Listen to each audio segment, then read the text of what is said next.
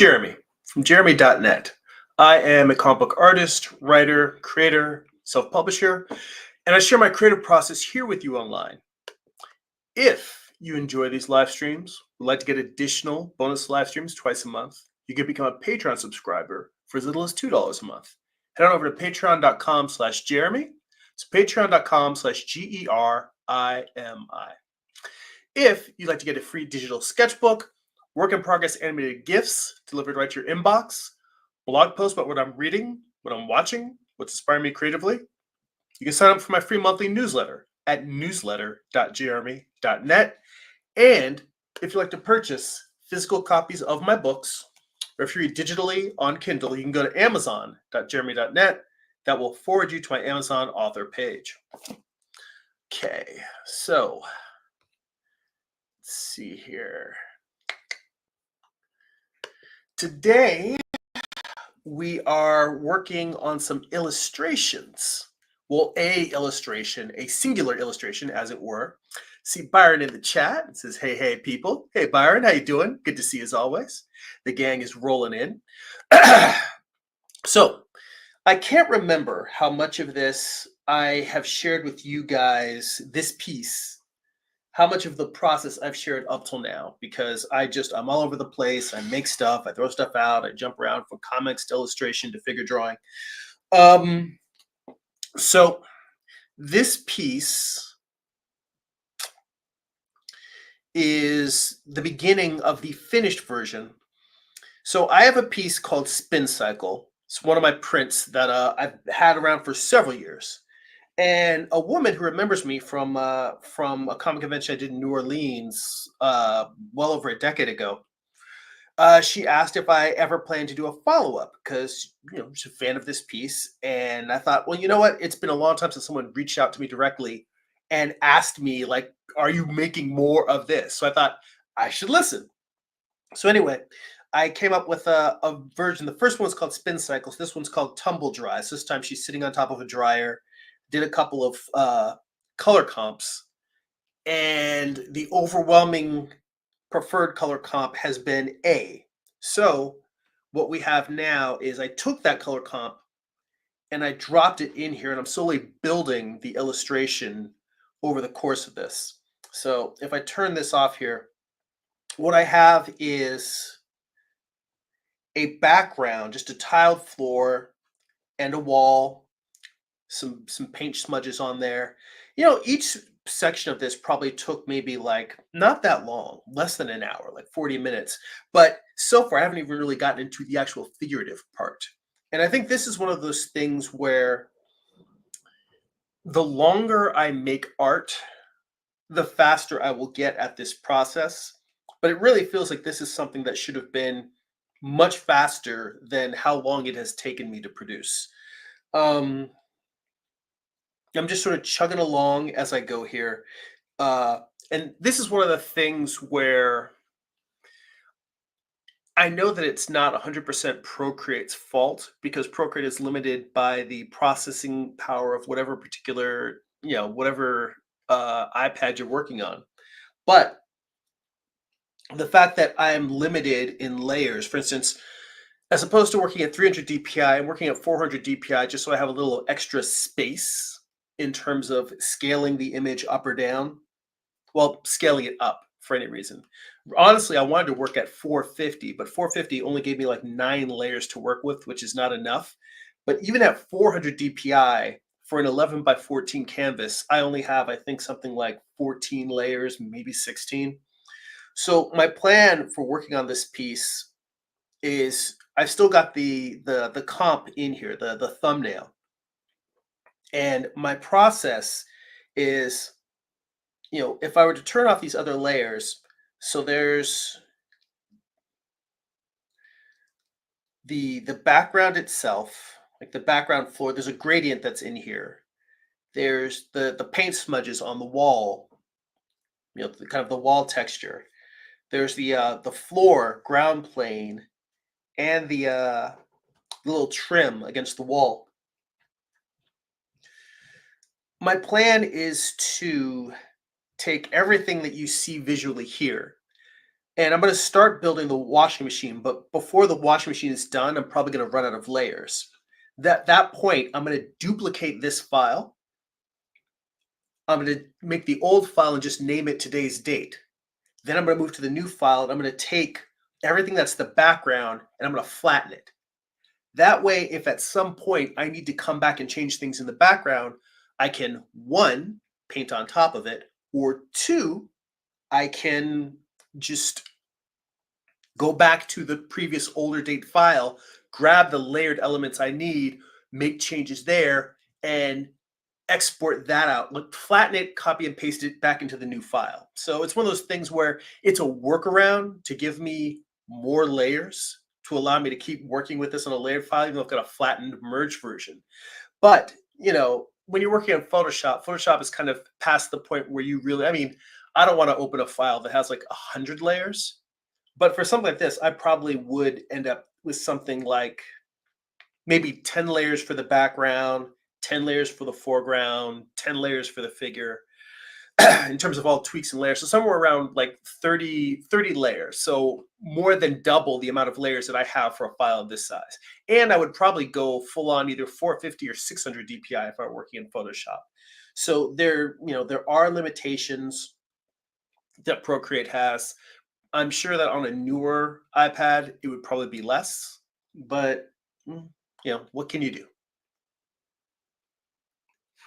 I got to work with the tools that I got. So anyway, point being is that here I am now working on the actual laundry machine and trying to decide, do I want to shrink the door down or do I want to keep that door nice and large?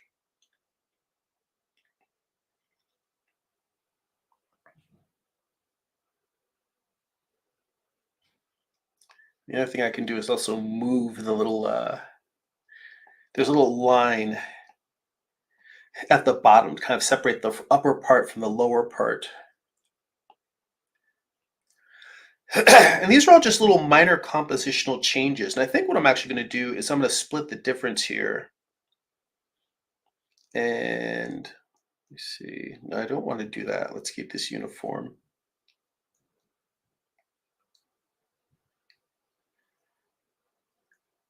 I think what I want to do is move this just to this line. And then I'm going to fill that line and then move the line down. So let's say move this to about here. So as opposed to making it rat. Oh, hang on a sec. Something going on upstairs. I got to check out. Are you okay?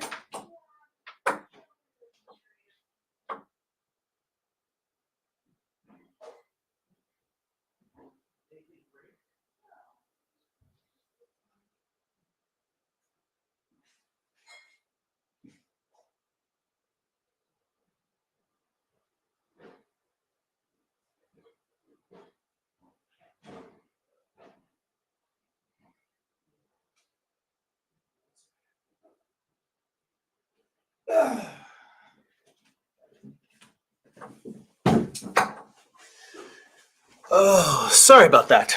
Something broke in the kitchen. Just a shelf. That's all. Everything's fine. Everything's fine. Just wanted to keep an eye out, make sure my wife was okay. Didn't want to make sure she didn't fall or hurt or anything. Okay. Let's see here. Byron in the chat says there's something about the simplistic flats that appeal to me, almost Art Deco.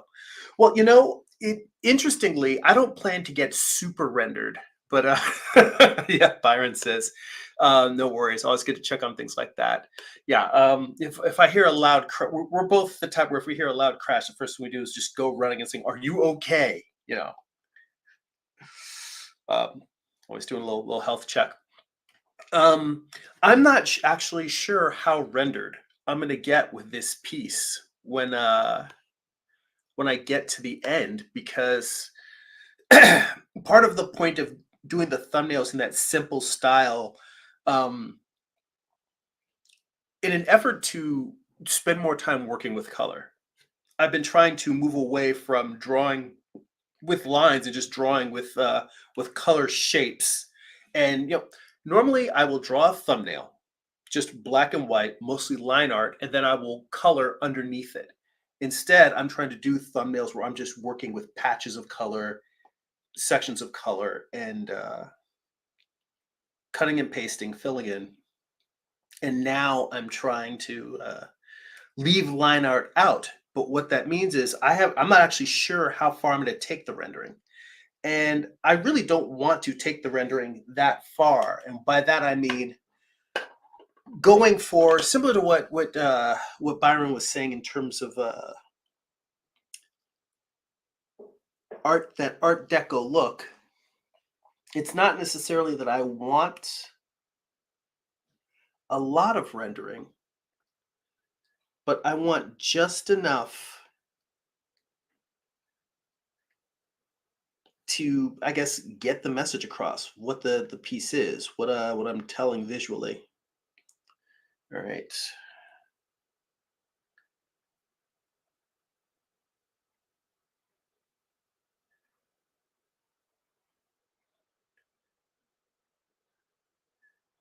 Can I use the color picker while I'm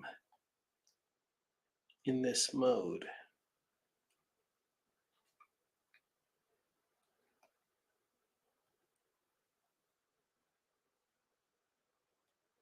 The color picker does not seem to be working, or oh wait, no, it is working. It just looks weird. All right, never mind. Fill.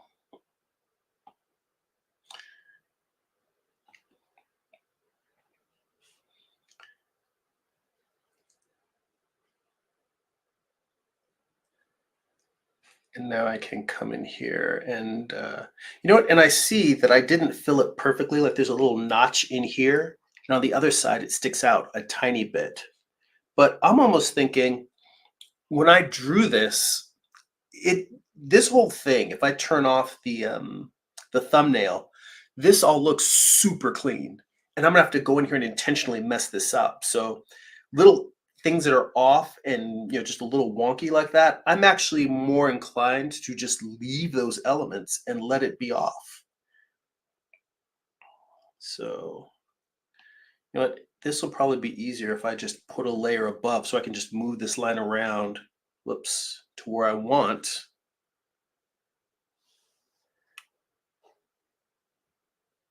And then just drop it, just flat merge it down once I'm done. So let's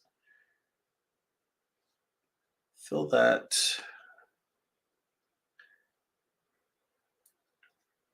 Slide that down however much it needs to be. Ideally about equidistance from the top, but it doesn't have to be.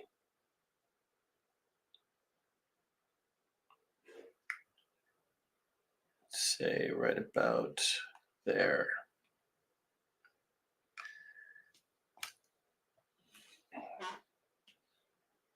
Yeah, that looks okay.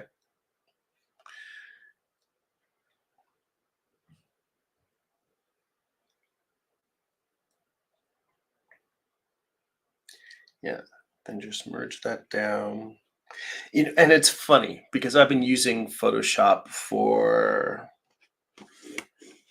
let's just say, since the 90s. It's been a long ass time I've been using Photoshop. And it was funny that in the early days, you did have to count your layers and I don't remember what the layer max was when I first started using it because I started around, I think Photoshop 3 was out and right before Photoshop 4 became released or was released. But yeah, in those early days, you did have to count your layers. Right. Let me mute for a second. I have to blow my nose. A little bit of allergies are bugging me again. So an ongoing battle for me.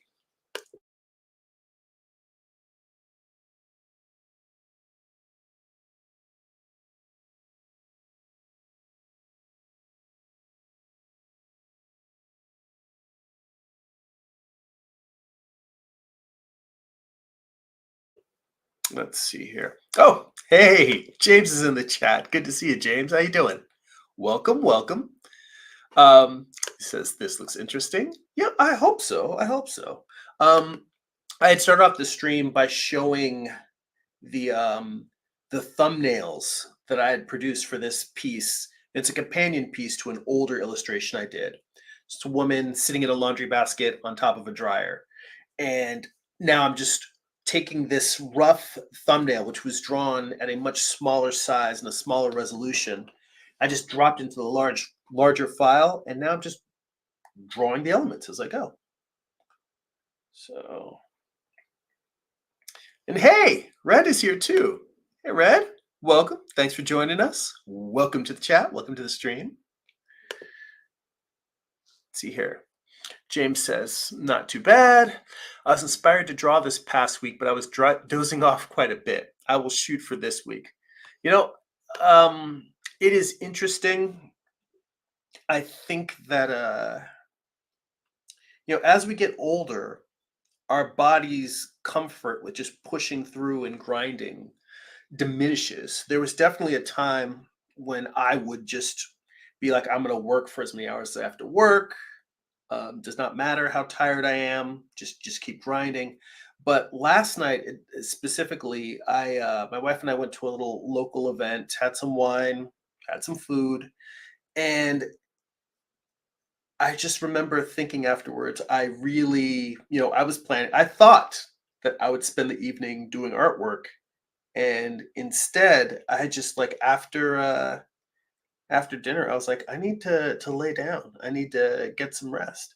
So I read for like maybe an extra, I don't know, 30 minutes before 30 or 40 minutes, and then just went to bed early.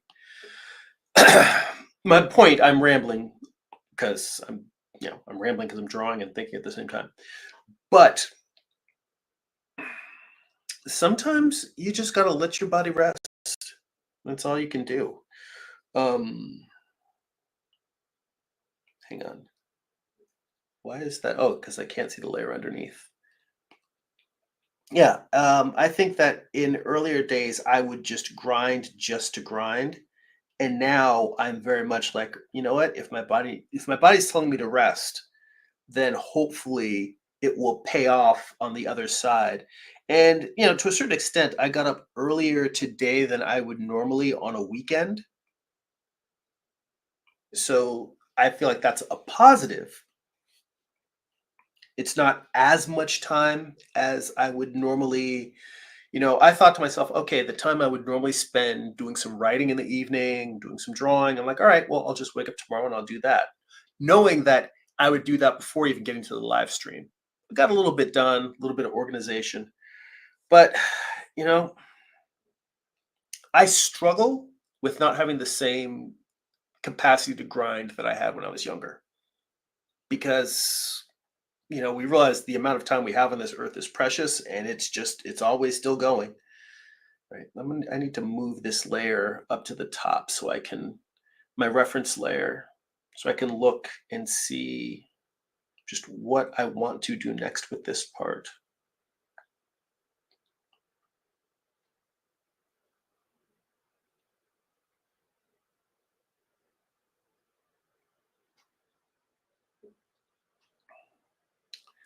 Let's see here.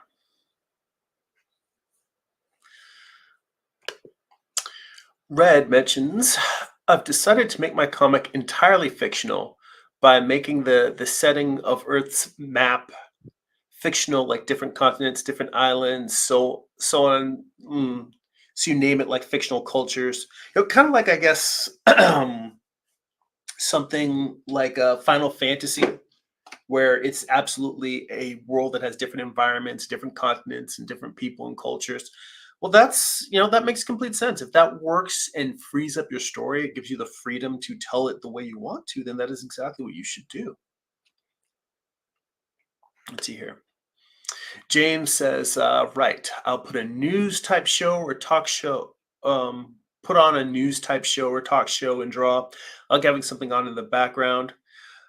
With me, I love podcasts and audiobooks, and I have like I'm signed up for. I like to use this app called Hoopla, and they let you check out books, like just audio books, just directly from an app. So I have an Audible account, and between like I go back and forth between audiobooks and podcasts, but the audiobooks, I downloaded so many books from Audible, but just didn't have enough time to listen to all of them. And then I discovered the Hoopla app, and I was just like, between the two of those, I have enough audiobooks to last me probably for the rest of my life. And there's always new stuff coming out. And Red asks, "How old are you?" Never ask a gentleman about their age. No, I am 48. I'm at that age. Like honestly, once I turned 40, I stopped counting. So I'm not quite at 50 yet, but I'm rounding that curve. And just yeah, once I got past 40, I honestly just I really stopped keeping track. And it might seem weird to you to not know exactly how old you are, but I have to think about it and count. Be like, wait, am I 47 or am I 48? So, but yes.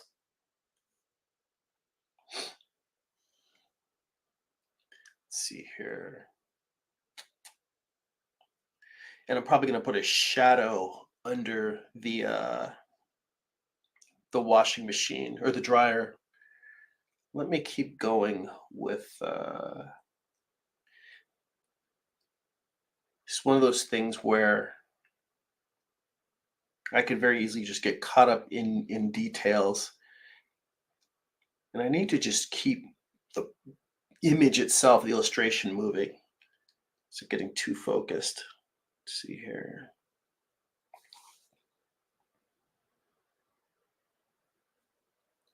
Duplicate.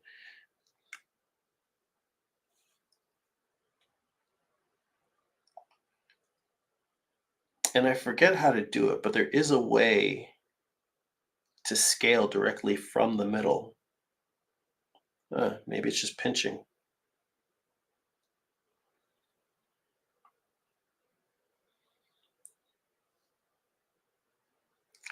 Because if I pull from the bottom, it scales that way. If I pull from the top, it scales that way. What I really want is to scale from the center.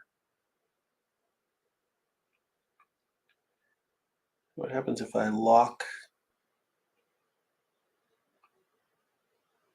That doesn't do it.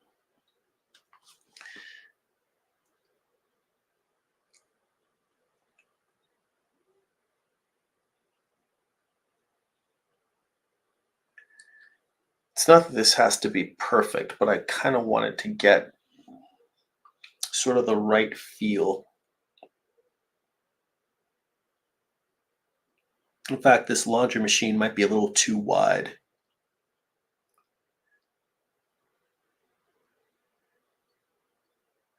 Oop. Now we want to go back to the forward. Did I just undo? I did undo.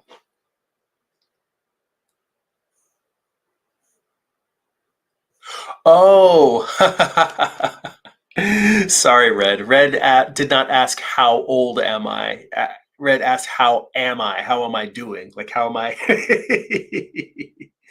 um, you know what? I will tell you, I am a little cranky today.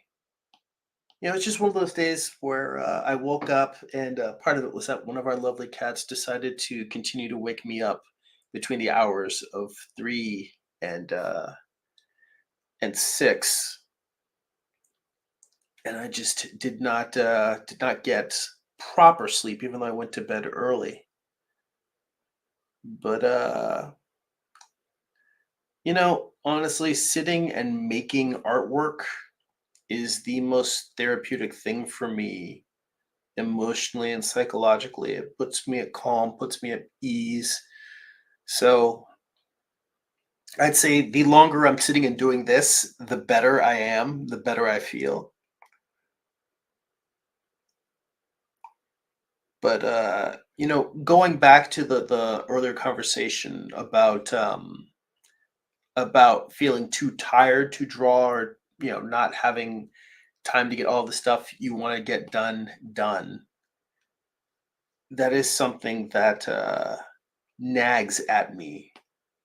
Like I never feel as productive as I'd like to be. And so when other people tell me that, I very much empathize. It's a struggle that I have. I think it's a struggle a lot of us have. Um, but I try not to focus too much on the negative because once you get caught into a negative mindset, you're just constantly spiraling down about all the things that aren't going right. And it feels like a mental trap. So even when things are not fantastic, which is a lot of the time, I just try to focus on in the moment what are the things that are making me happy. So I'm glad that you asked how I'm doing. And this is one of those cases where the appropriate response is I'm doing fine, and then move on instead of getting into the deep dive. But like I said, I honestly, when I'm drawing, part of it is just the stream of consciousness. So you might get a raw, more deeper answer than you expect when you ask me a very innocuous question. Um, let's see here. So I apologize for that. James says, yeah, I tried an audiobook on Hoopla, but I don't think it was quite what I was looking for. I'll have to see what else they have. Well, Hoopla is a pretty good library, and the main thing is that you don't have a wait list like a normal library. Whereas there's an app called Libby there's a company called Overdrive, and they have an app called Libby. Overdrive, I mean, Libby's app works exactly like a library where they have a limited number of copies in circulation, and they will tell you that, like, if you want a book and it's somebody else has it right now, you go on a wait list, and you wait until that thing is ready. Let me here. I can make this free form so I can pull this in. I'm going to make this a little bit narrower. This feels like it should be taller.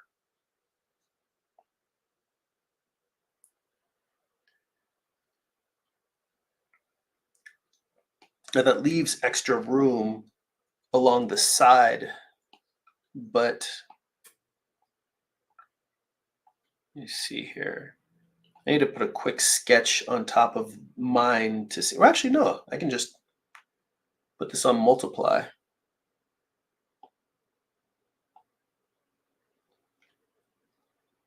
course, I have to unlock it.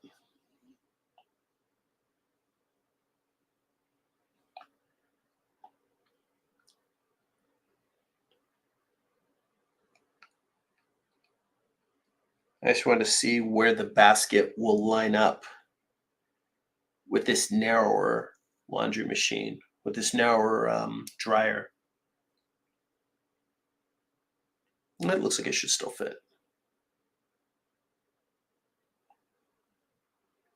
And in fact, it's kind of good to have the extra space around the outside, only because it gives me room to crop this image differently depending on whether I'm putting on a print, whether I'm putting on a mug, a camera, phone case. Let's see here. The printer that I use for printing my prints, I noticed that they've had phone cases. I was listening to a podcast about marketing for artists, and one of the things that they mentioned is that phone cases, everyone carries a phone around with them, and it's like a golden opportunity to put your work in front of people.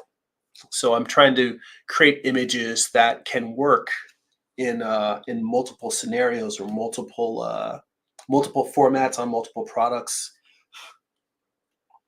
So let's see here. And James mentions, oh yeah, looks like the one you'd see at the laundromat. And also says, I recall you using reference for your cat piece. There's a game called Chicken Police that has anthropomorphic characters in it.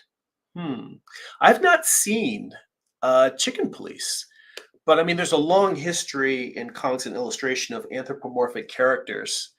I'd say that obviously you go back, like, trying to think of what are some of the older cartoons. I mean, Thundercats is kind of like anthropomorphic. Pogo with Walt Kelly and all the different animal characters, if you want to go way back. But even in recent history, in comics. Well, Usagi Yojimbo has been around for a very long time with that anthropomorphic world.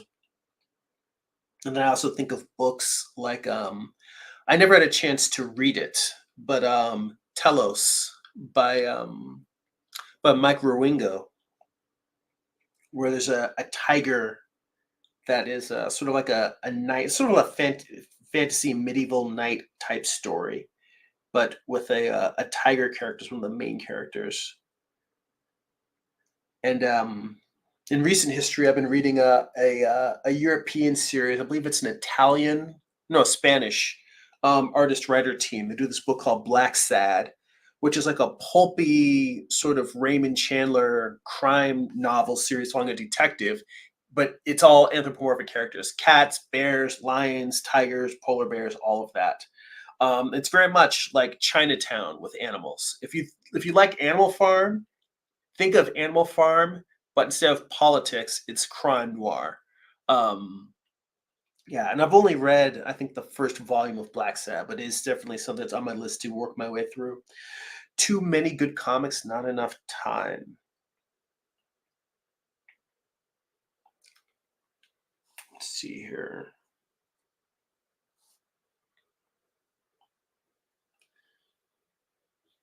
Now, this, I want to go in here and mess up a little bit because the fact that this has the exact same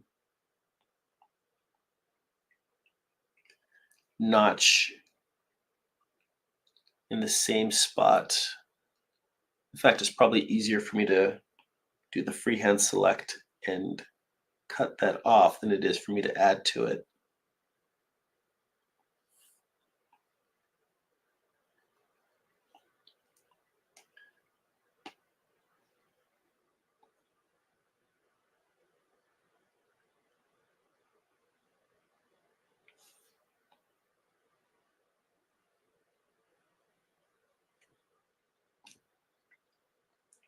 All right.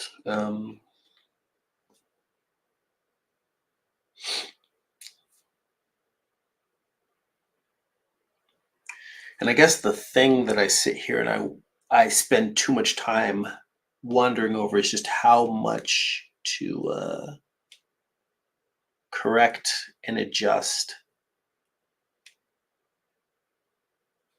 I'm gonna have to turn the snapping off for a second, just so I can move this around a little easier.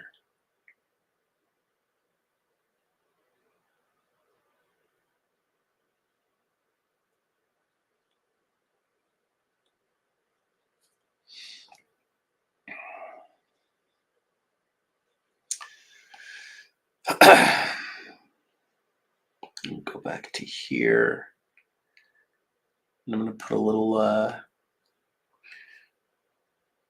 don't think a dent is the word I'm looking for, but I just want to put a little divot right in here.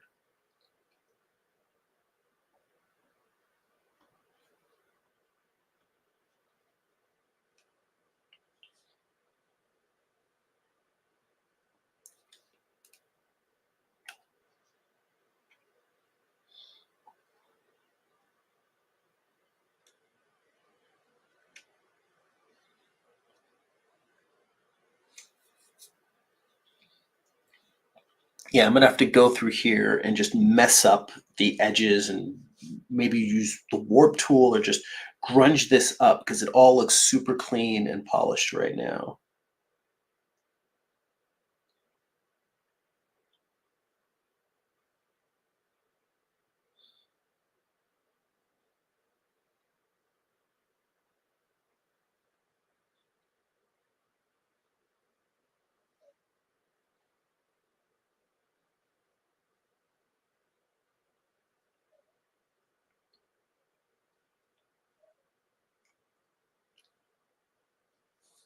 So honestly, what I'm doing right now, I'm sitting here and I'm looking at this and I'm trying to figure out if I need to put in a little bit of a reflection.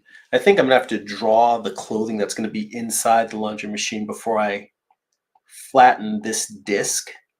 So I may need to leave this layered.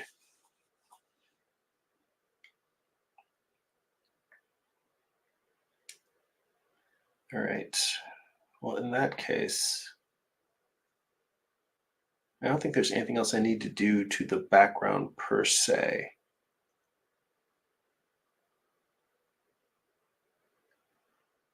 Well, I put a layer underneath here.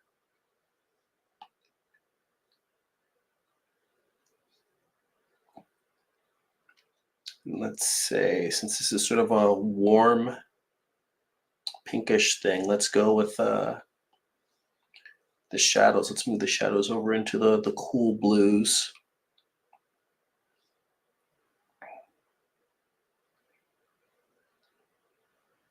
In fact, honestly, if I want it to really contrast, what I need to do is pick a color that's going to be darker than this current selection.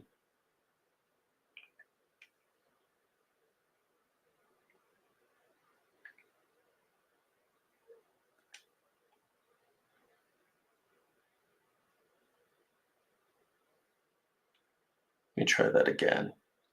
Let me see what happens if instead of, because I really changed the value a lot, and what I want to do is instead make the shadow more of a hue shift. So shifting in terms of warm and cool more dramatically than shifting it to light or dark.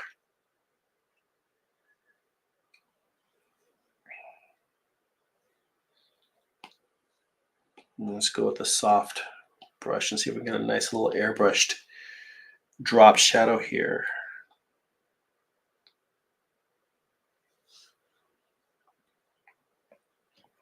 Turn this at an angle just so I can get my hand across here the way I want to.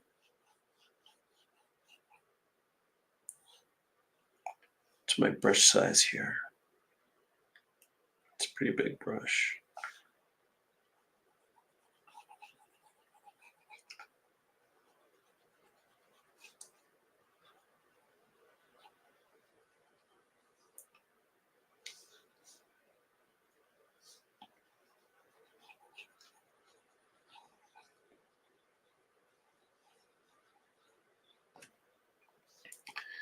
So I don't want the shadow to be super harsh, except right at the base, like right where it's making contact. So I am trying to, and I also need to switch to a soft for the airbrush because I want to take a little bit out. I want a little bit too far on the left side here. Whoops, that needs to be much bigger. So I can come in here, whoop, bring the strength down. There we go.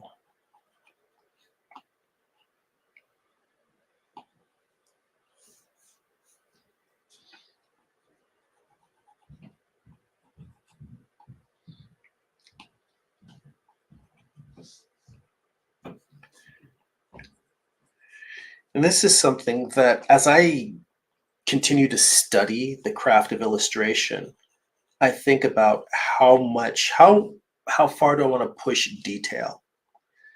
Because I am absolutely not a photorealistic renderer. And the question is how much detail is necessary for any given illustration? And over rendering is something I think a lot of artists are guilty of.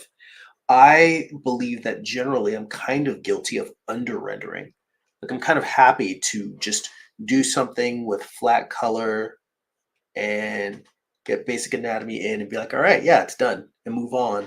And I feel like I want to push my work further without getting too wrapped up in making it hyper detailed. All right, so this right here, what they call an occlusion shadow,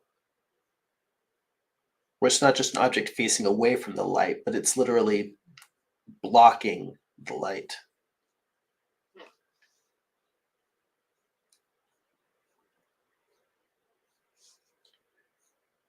mean, yeah, it's just like a simple drop shadow. And it's funny because I think about how long it's been since I have painted a drop shadow.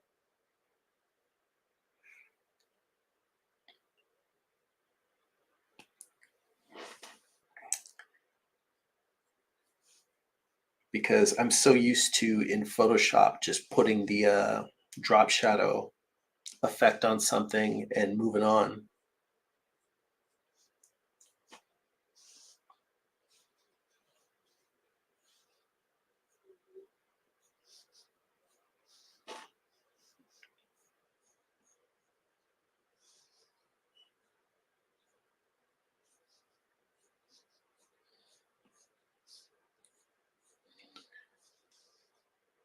And on either corner, I'm going to go in here and give that shadow just a little bit more to give that sense of, oh, it's standing on some legs.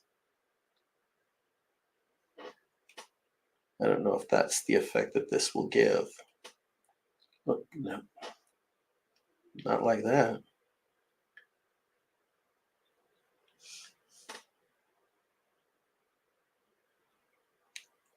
Just a little bit of, like, there's some feet under there that it's standing on.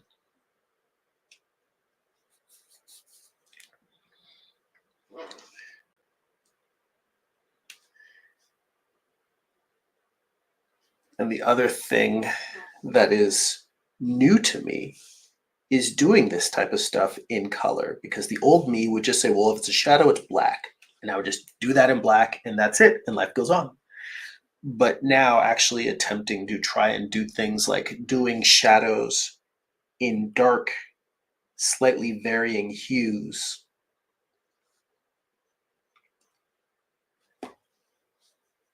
It's like I'm trying to grow up with my work a little bit, to mature a little bit.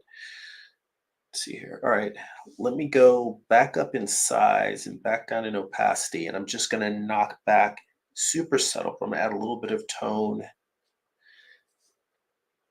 Actually, even against the wall here, I feel like there should be a little bit.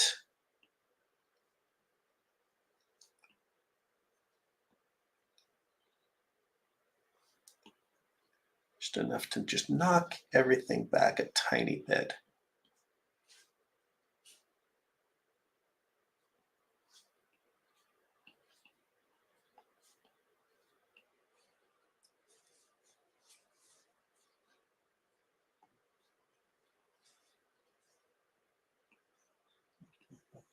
All right.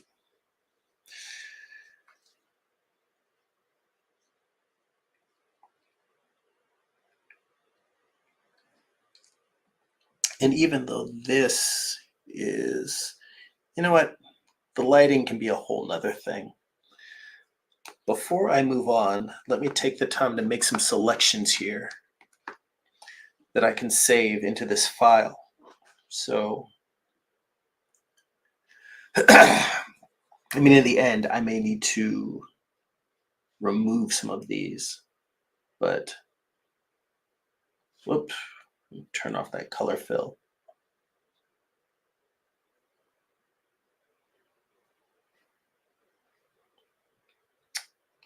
So let's add that. And I keep checking to see, yeah, you can save a selection and you can delete it, but you can't name it. That's the thing that kills me, is I wish I could name these, because it would be very useful to name that as floor.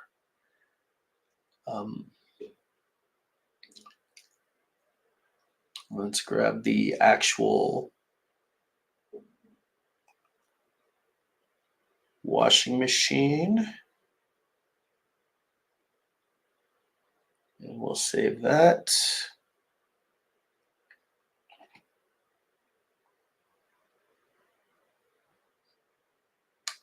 And then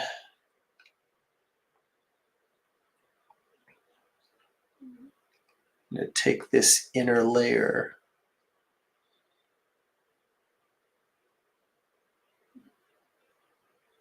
You know what? Let's take the outer layer.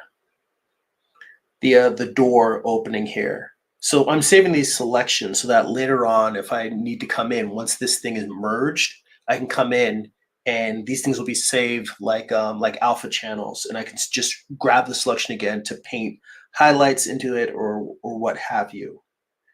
Let's see here.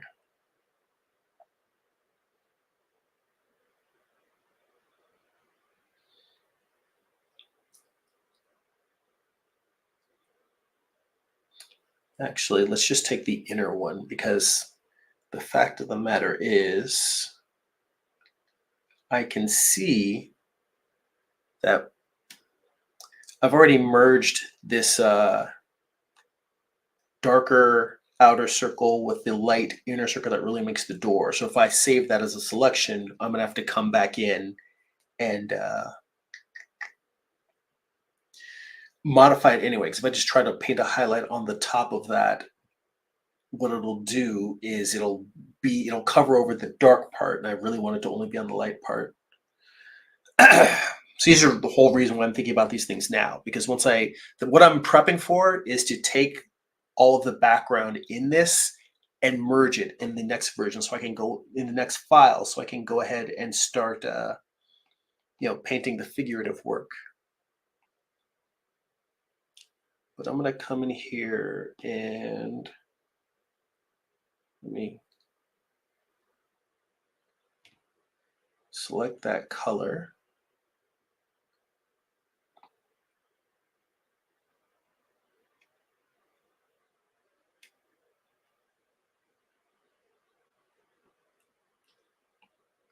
Let's do that.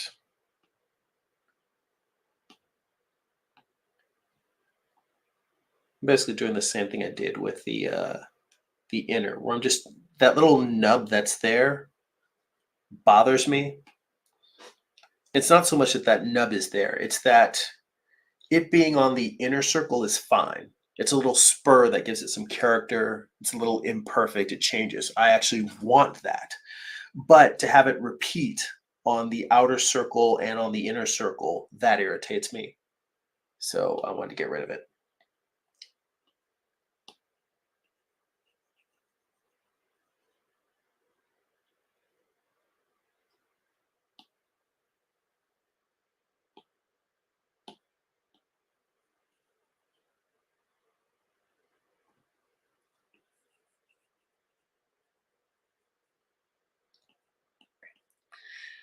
Right. So I've got some selections in there. That's handy.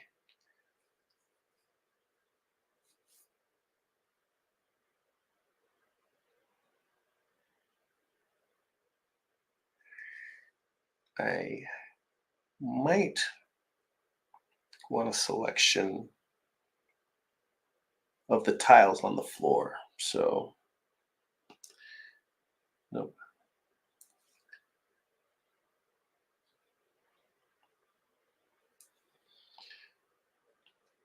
Worst case scenario, I can always delete that selection if it turns out I don't need it. And there's another thing, the selections, you will only have, I think it's like 7 selections you can save, 7 or 9, something ridiculous. Whereas, in Photoshop, you have an infinite number. And maybe I should give Infinite Painter a try or Clip Studio, because those are two that I already have. I just didn't feel like signing up for another subscription service. So I'm going to go back out to the gallery here. Oh, James asked, are you going to tell a story with this? This one isn't a story, it's a standalone image. And this one was, along with doing the comics, I also do prints. And let me flip back real quick and show you. So someone reached out and emailed me about a piece that I had done years ago, which is this one called Spin Cycle. And so it's a woman sitting on top of a washing machine. She asked if I were ever going to do a companion piece. And so I decided to do this thing, which is a woman sitting on a dryer. So the other one is Spin Cycle, this one is Tumble Dry. And so it's not a comic per se, but pardon me. Excuse me. I try to, let me see, duplicate. I try to tell a story with any illustration that I do. It's today, 11/27 or 10/27.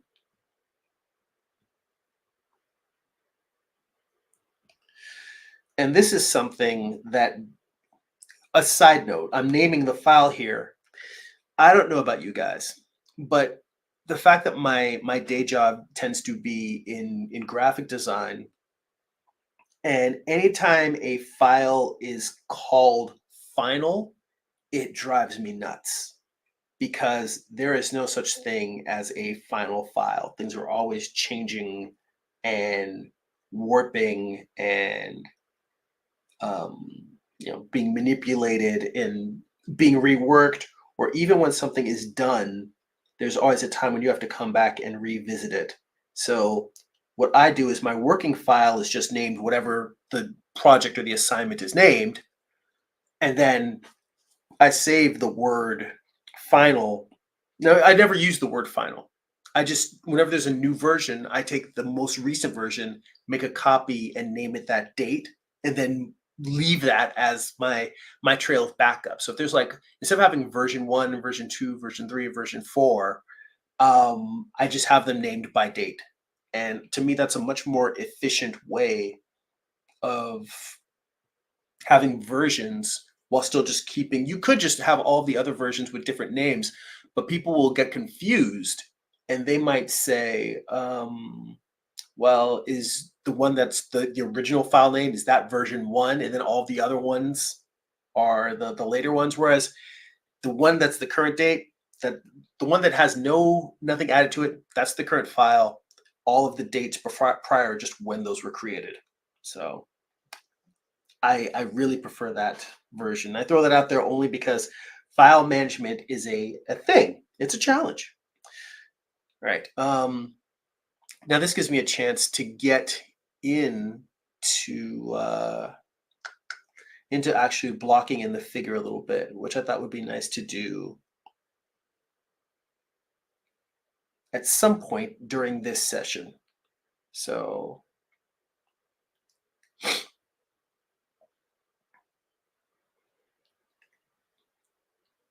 yeah, here, let me move this on top. I am going to unlock this again. I'm going to put this on multiply again, but I'm also going to drop the opacity so it'll kind of be there as a rough guide while I sketch in. And this is a method of painting into the figure and painting the process that I haven't really done before. I'm kind of making it up as I go along, see how it works. Problem being is that doing this makes it hard for me to color pick from my thumbnail. So let's duplicate and put this back on full opacity and normal so I can always go up here and grab from this one while I paint.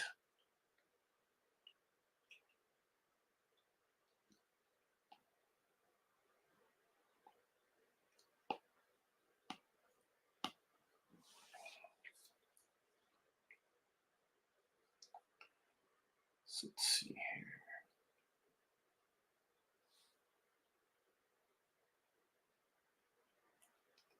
Why is it not showing me my actual? Oh, because I am using the wrong brush.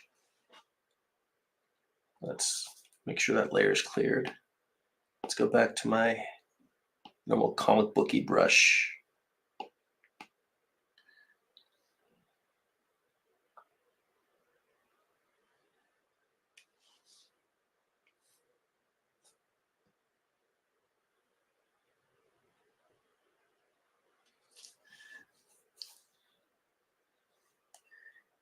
You know what? And honestly, I went in here and I started trying to starting to draw this sort of perfect and lining everything up right.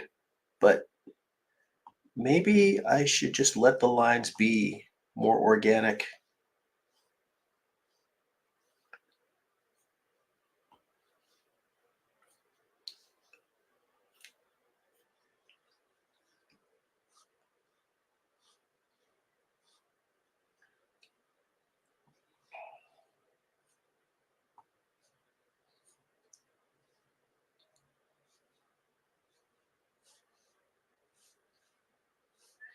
Because I was complaining that the washing machine was too crisp and too clean, and that I need to go in there and mess it up when I'm done.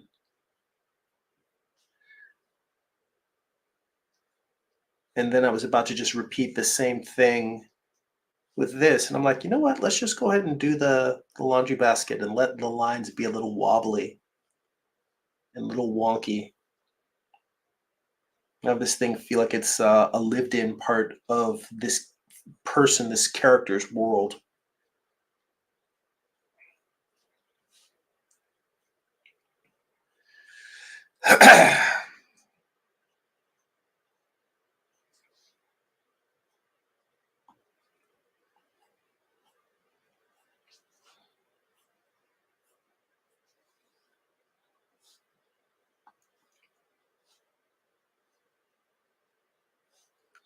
Because I can come back into this and paint some paint shadows into it so it feels like it's wrapping around. Although I realize now I need to come in here and give this. I drew these cross lines like you're staring straight at it, when really, if the horizon line is down, it's not right where the trim is, but it's, well, hell, I can show you where the horizon line is. I just need to turn on the drawing guide.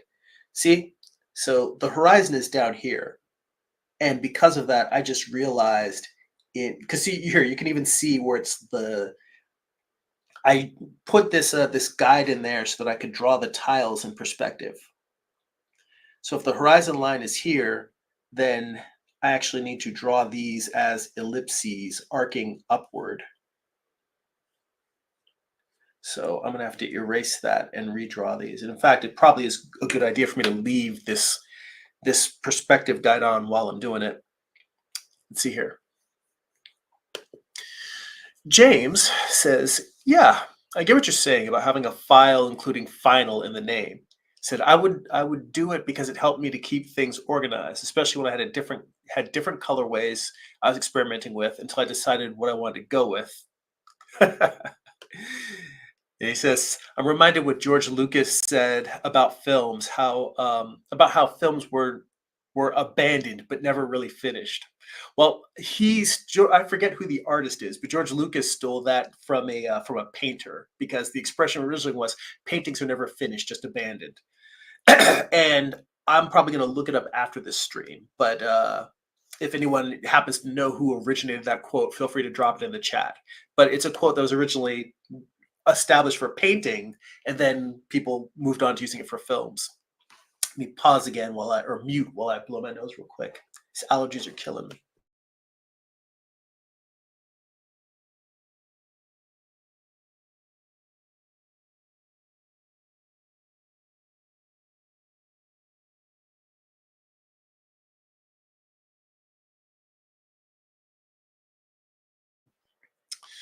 But anyway,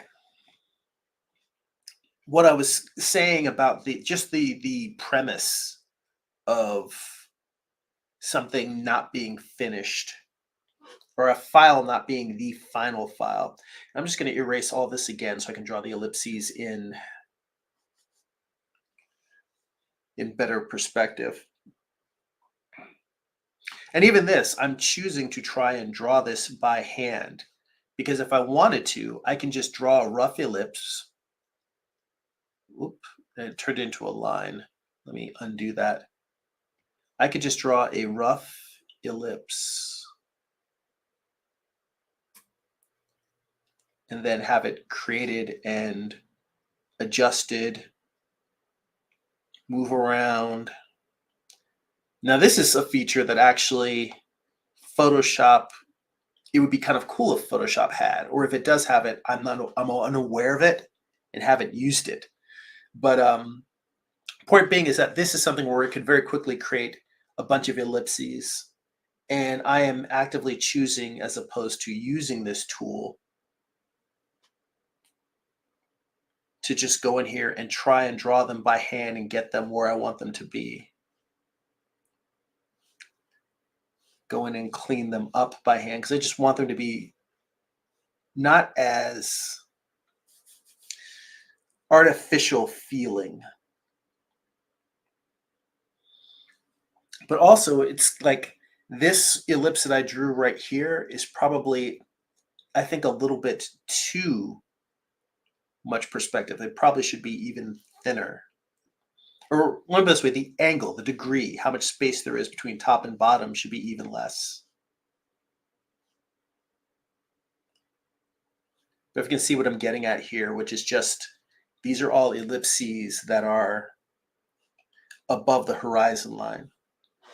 So I kind of want to get that sense as opposed to the first time I drew them, I just drew them feeling very flat.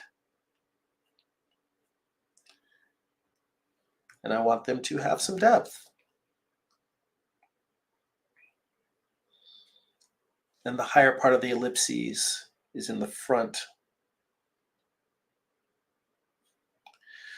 But when I was going on about files being named final, for me, it's about doing client work and that there's always revisions and there's always changes. And anytime you think something is done, there's still always going to be something else. And I'm not complaining about that.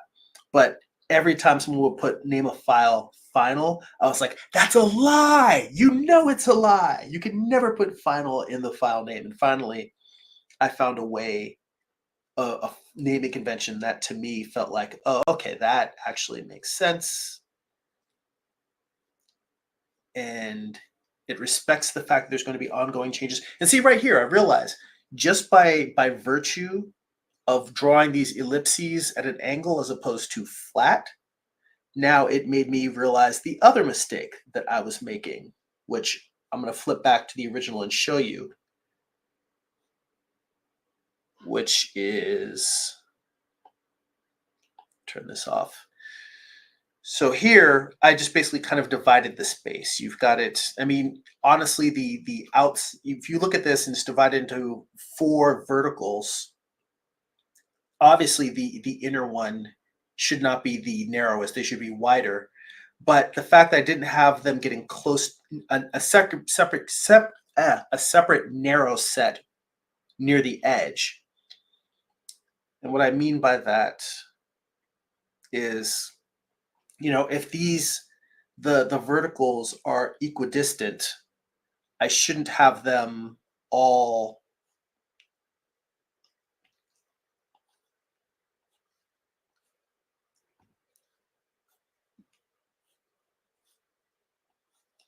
I should not have them all same, same, same, same, same. They should instead be,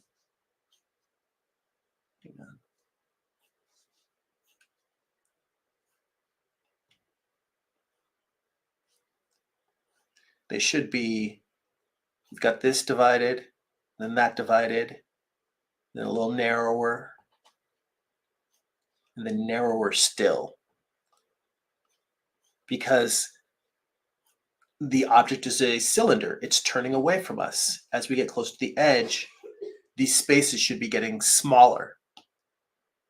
And of course, I didn't bother to draw that in my thumbnail because I just didn't care at the time of the thumbnail. But now as I'm working on the actual finished illustration, there's little things in there that I'm like, oh, it's another thing for me to correct.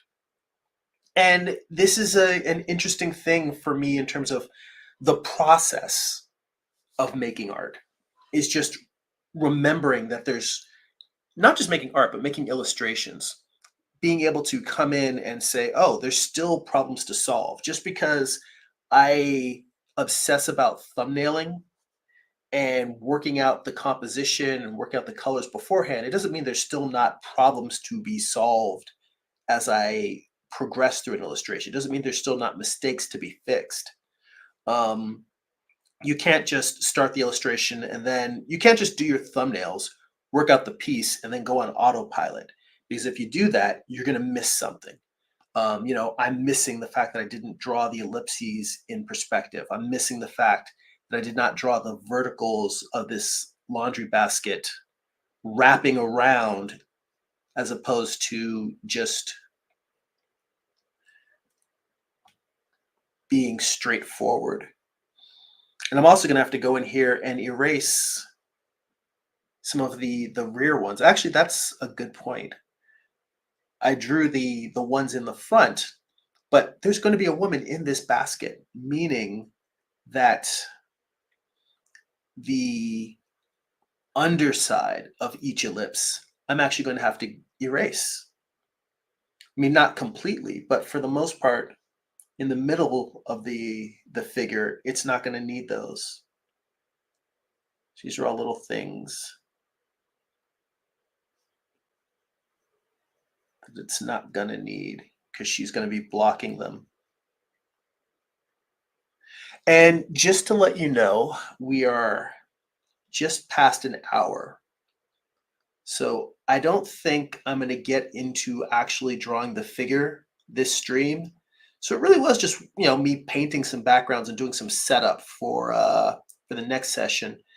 And we'll see whether I am still working on this next week, because I am trying to get back into the habit of working on illustrations and working on stuff during the week, as opposed to just spending 6 months on one illustration, just drawing only during the live stream. Um, I've got a lot of things I'm trying to juggle in terms of just sort of like, I want to get a new store set up for my website. I want to get some new drawings uploaded. I have a bunch of creative tasks that are not drawing. It's just stuff that's related to the business of being an artist, but are not actually making art themselves. So that is limiting how much time I'm drawing during the week. But ideally, what I'd like is to be able to just show you guys just the most interesting parts of making this illustration. And then, in between, go away, work on this, and then be able to show you guys sort of like, well, that's speaking out of both sides of my mouth, because on one hand, yeah, I do want to just show you the most interesting parts and then come back with a finished piece. But I also have gone on and on about how no one ever shows you the drudgery, the reference, the endless corrections and minor changes and tweaks. And that at the same time, I always want you guys, or I want you guys to see, because sometimes when you're sitting at your drawing table by yourself and all you're doing is fixing mistakes, and every time you fix a mistake you find another one, and there's times when it feels like the piece is actually getting worse and worse the further you go, that can feel a little bit hopeless and demoralizing.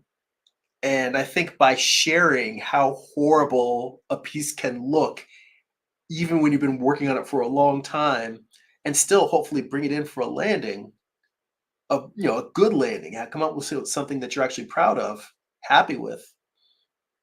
I feel like sharing the long dark road through the middle of a piece that'll hopefully make you guys not as, you know, worried about it, concerned about it, upset about it. Just make you realize, okay, we're all on this road. And yeah, most pieces have there's a lot of ugly art babies out there. And some of them turn into swans. Some of them turn into ugly art adults or ugly finished pieces. That's, I guess, probably a better phrase. And I think what's crazy is that this started out as a cute art baby in thumbnail stage.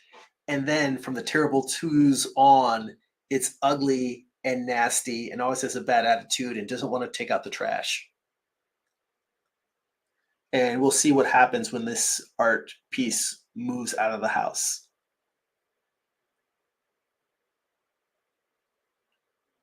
I just create a whole narrative right there. Anyway, like I said, I have, and even this, it's not as centered as I'd like. Scoot this over a little bit.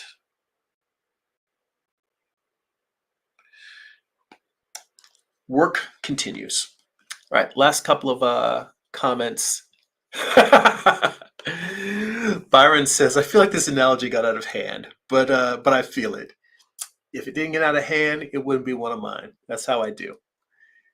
All right, and James says, "I think you can be content with what you accomplished, even if you had to abandon it. Sometimes it can be difficult to be satisfied." Oh, wow. It can be sometimes damn impossible to be satisfied. I mean, I'll tell you, well, that's the interesting challenge. You learn something with every piece of art and writing and comic and everything that you make, you learn something new. So you might be satisfied in the time that you're making it, but if you're actually growing as an artist, you're never going to be satisfied because you're always going to get better than your previous work. Um, I mean, even just the fact that the piece that inspired this, I kind of want to go back and redraw this piece now, just in that like the anatomy feels so wonky to me and it feels so different from how I draw now. Like it still has aspects of drawing that are my drawing. And I'm still happy about it. I'm still proud of it. I still sell it. But when I compare it to how I draw now, I feel like I draw much better and want to draw something. I may come back and revisit this, but I got other shit to do. We'll get to it eventually, someday. All right, guys. Um, on that note, let's go back to ye old big screen. Let's see here.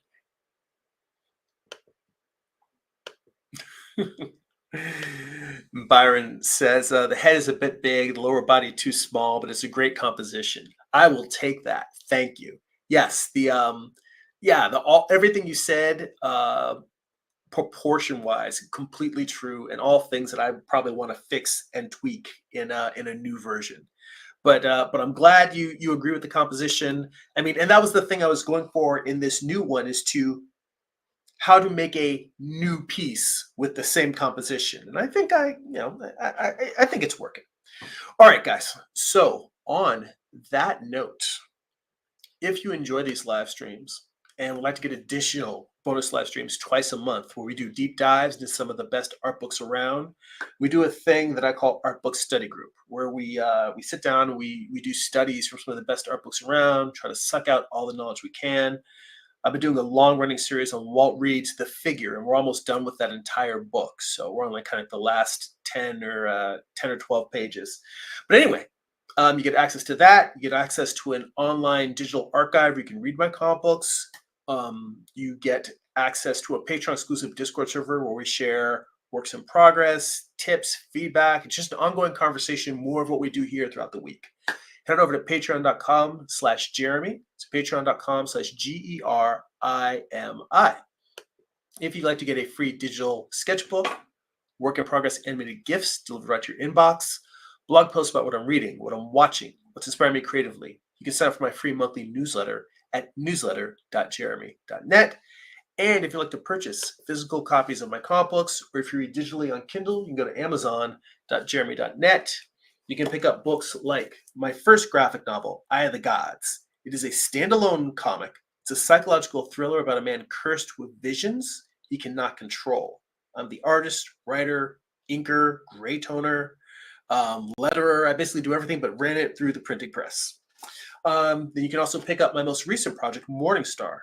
Morningstar is a retelling of Lucifer's fall from heaven as a Western. So it's an 8-issue series. Volume 1 contains issues 1 through 4.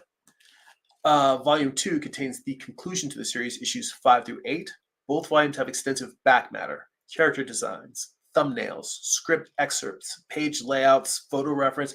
I basically show you how I put the entire book together. So, and if you go to the homepage of my YouTube channel, it's just youtube.com/Jeremy, you can see book flip throughs of these books, see what's inside them before you pick them up. So head on over there and check that out. All right, guys, as always, I enjoy spending the time together, hanging out. I appreciate the art conversation and the company. I hope you guys made progress on whatever you're working on, and I hope you continue to make progress throughout the week. I will see you guys next week. That's it for now. Go be creative.